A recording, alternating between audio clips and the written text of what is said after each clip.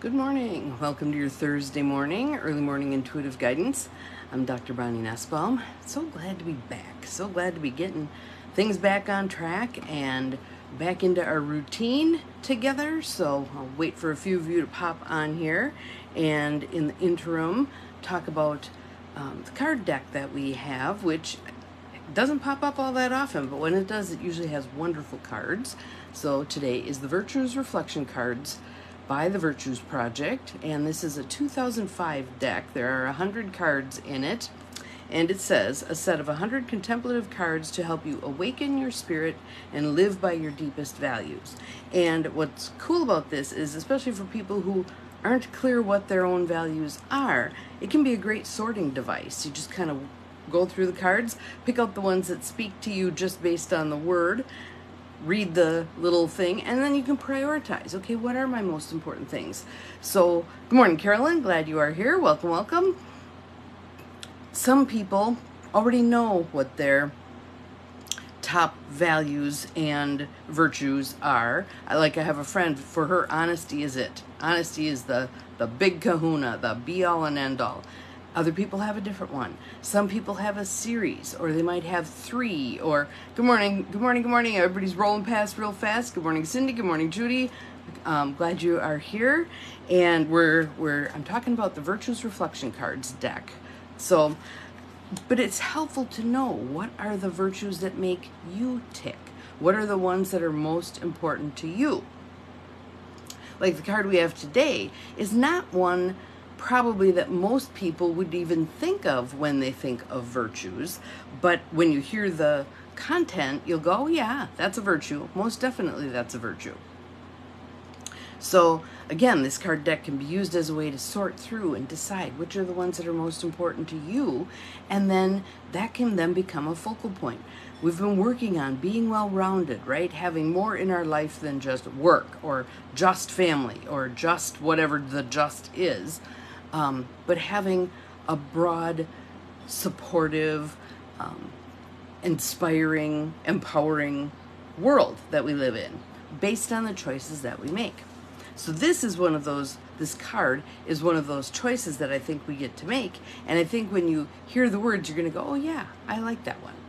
Our card is unity, the virtue of unity. So a couple of nice deep breaths in through the nose. Out through the mouth. Let your shoulders drop in through the nose. Out through the mouth. Keep breathing. In through the nose. Out through the mouth. Good morning, Mel. I did get your email. I'll respond when I get to it in the flow of my day. So in through the nose. Out through the mouth. Just settling into right here, right now. Opening your heart to receive these words, to see how these words fit for you. So again, our virtue that we're focusing on today is unity. Unity is a powerful virtue, and it brings great strength. Unity is inclusiveness. Good morning, Gwen. Glad you're here. Unity is inclusiveness. It brings people together. We see our commonality without devaluing our differences. I love that sentence. I think that is such a helpful approach to things. Good morning, Deb. Glad you are here. We see our commonality without devaluing our differences. We don't want everybody to be the same, but we have common ground. We have the substrate of just being human. We all have that in common. We have substrate of being life forms. We have that in common with much of what's around us. So, experiencing our connectedness with all people and all life. Experiencing our connectedness with all people and all life. Unity frees us from the divisiveness of prejudice and heals our fears. We refuse to engage in conflict, seeking peace in all circumstances. Now that doesn't mean caving in. That doesn't mean going along to get along. It means looking for the common ground that then creates the foundation for moving forward with a plan. Unity comes when we value every person in our family or in the world. And I'm going to move, thank you, Cindy, I appreciate that.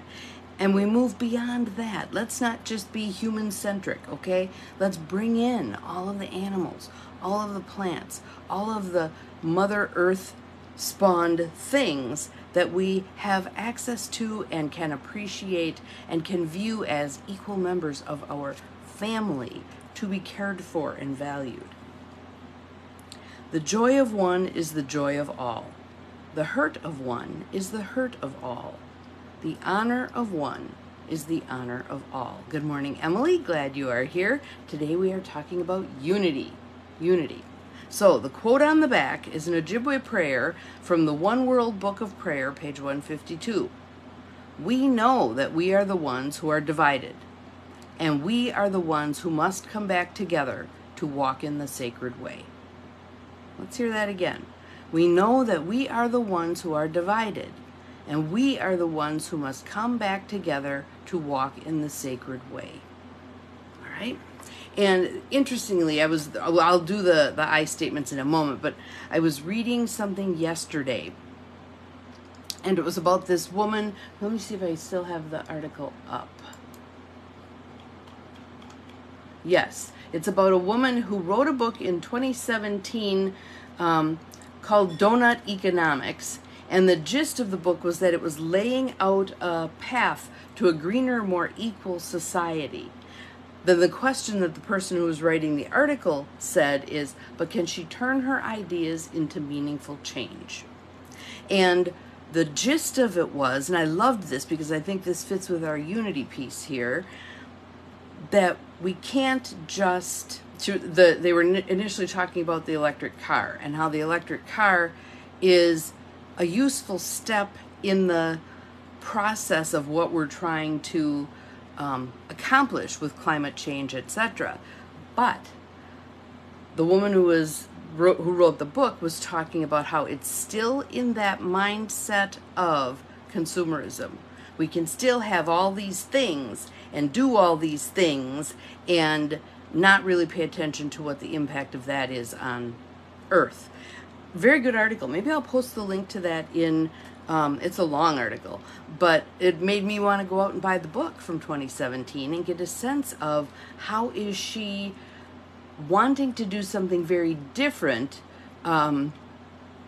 perspective-wise from what we do right now, which is we can keep consuming, we can keep consuming, we can keep consuming. Does really everyone need a car?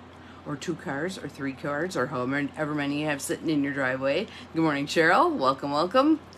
And how in attempting to level the playing field more, it is likely going to require some of us who have so much to share more with others. Again, my intentional community idea. I'm hoping we don't all feel like we have to have cars. Maybe we have some community cars that when you need one, you check one out and away you go, but that we don't need every single person to have a car, nor a lawnmower, nor a whatever.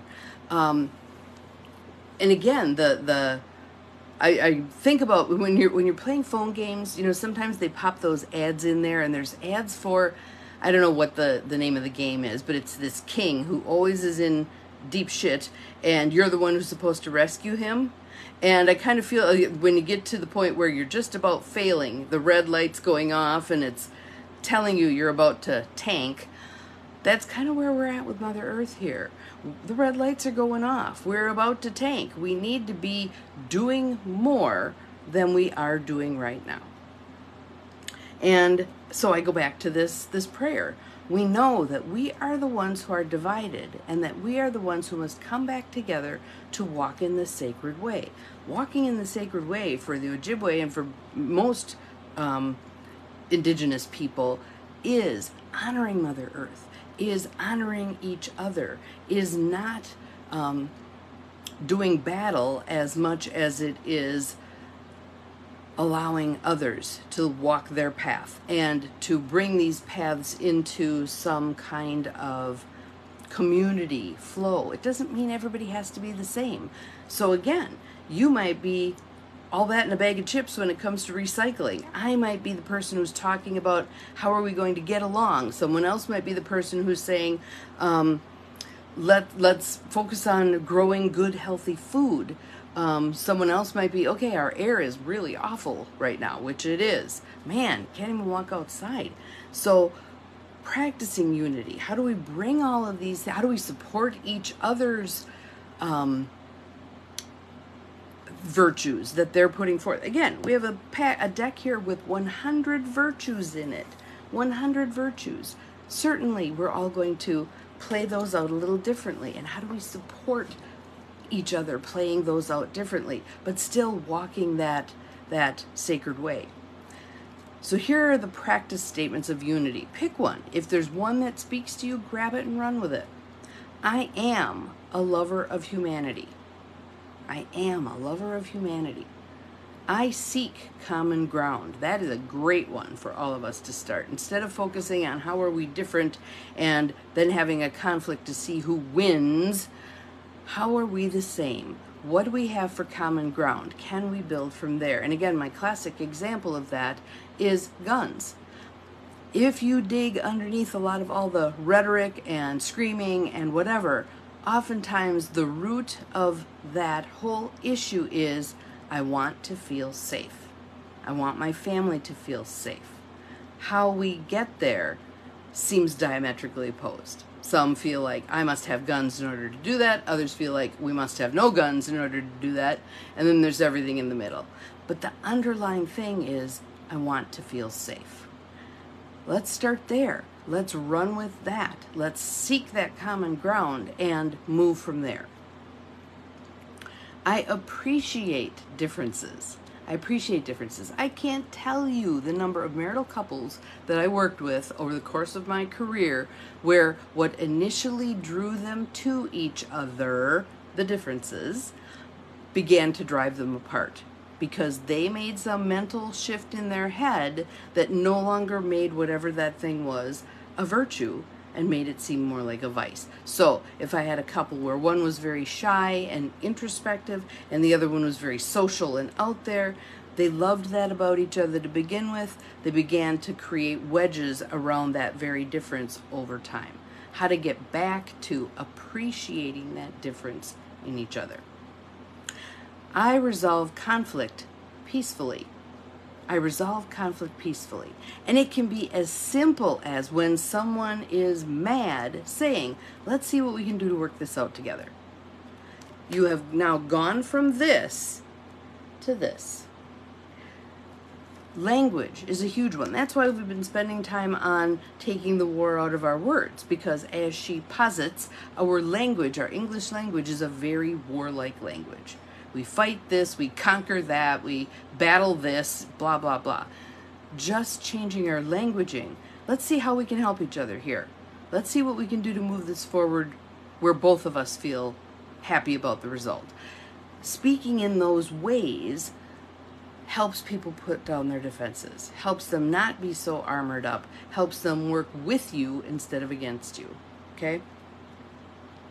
I honor the value of each individual. I honor the value of each individual. There was a lovely little article in last Sunday's, which I just caught up with now, Maria Shriver newsletter, written by the sibling of someone who was differently abled, and he had just passed away as an adult. But her experience of what it was like to be the sister of someone who dealt with disabilities. And several other people put comments in the comment section about also having been siblings of an individual who experienced physical disabilities, mental, emotional, cognitive, whatever it was, and how that impacted their lives. So, honoring the value of each individual. And this last one's pretty cool. I am a unifier. I am a unifier. Do you go out there and bring together as opposed to drive wedges? Okay? And then the last one is, I'm thankful for the gift of unity. It makes me an instrument of peace. Morning, Lucy.